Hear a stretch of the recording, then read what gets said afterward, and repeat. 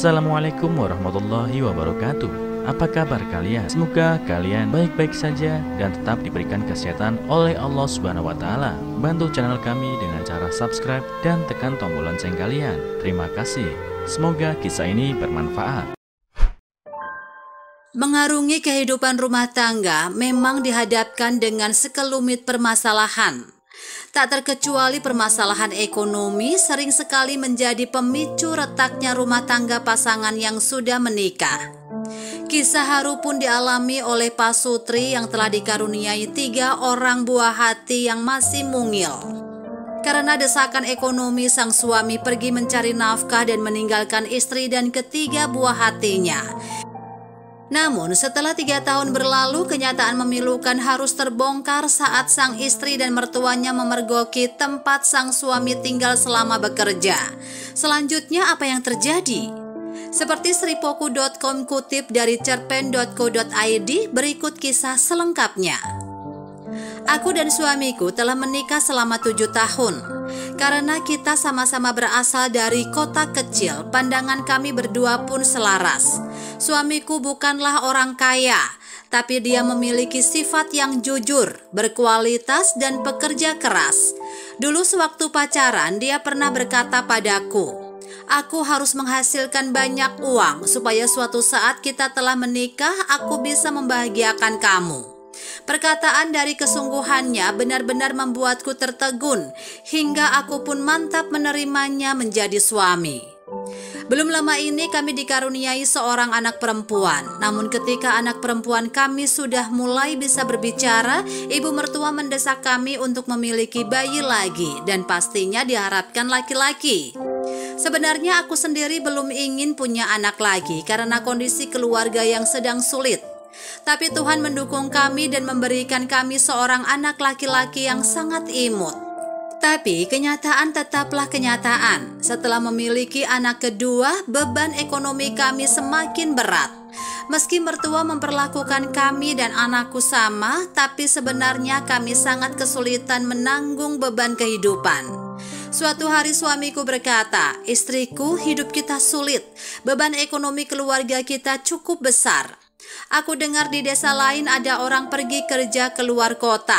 Penghasilannya tinggi, stabil. Saya juga ingin pergi bersama mereka untuk mendapatkan sejumlah uang untuk membiayai keluarga. Anak laki-lakiku masih berumur 1 tahun.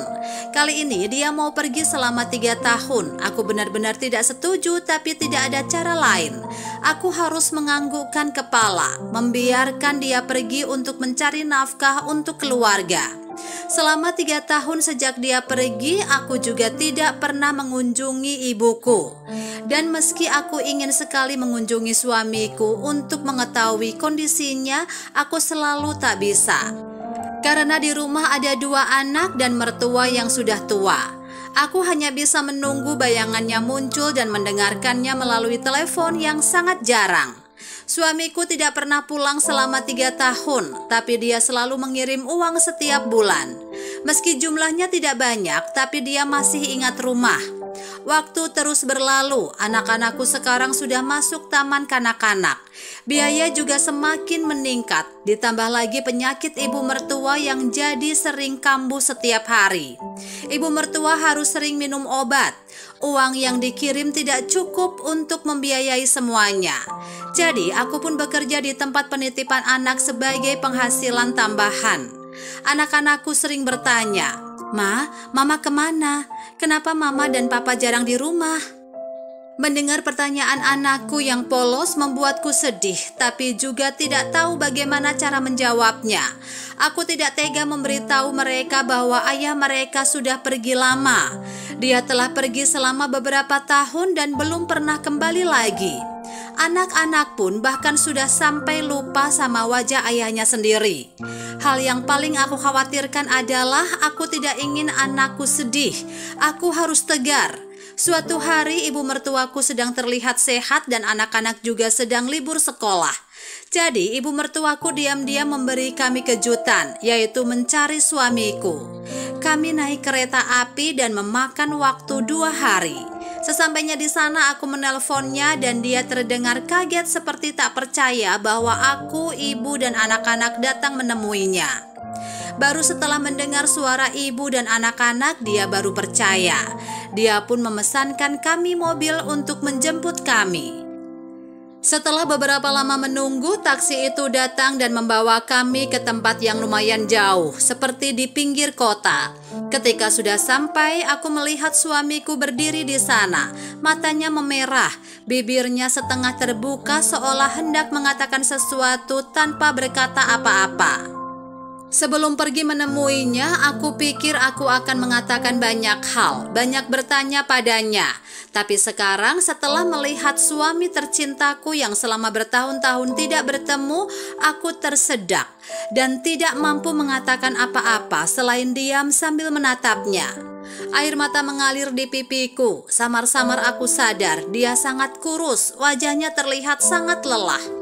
Aku mulai mengingat anak laki-laki kecilku dan dengan tergesa-gesa mengatakan kepada anak laki-lakiku, "Panggil dia sayang, dia ayahmu."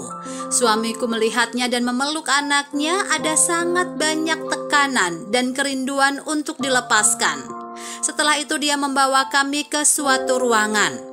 Tanpa diduga baru saja memasuki pintunya saya sudah takut dan sedih. Ruangan itu luasnya tidak lebih dari 10 meter persegi. Nampaknya sudah dibangun sejak lama, dindingnya telah rusak dan retak.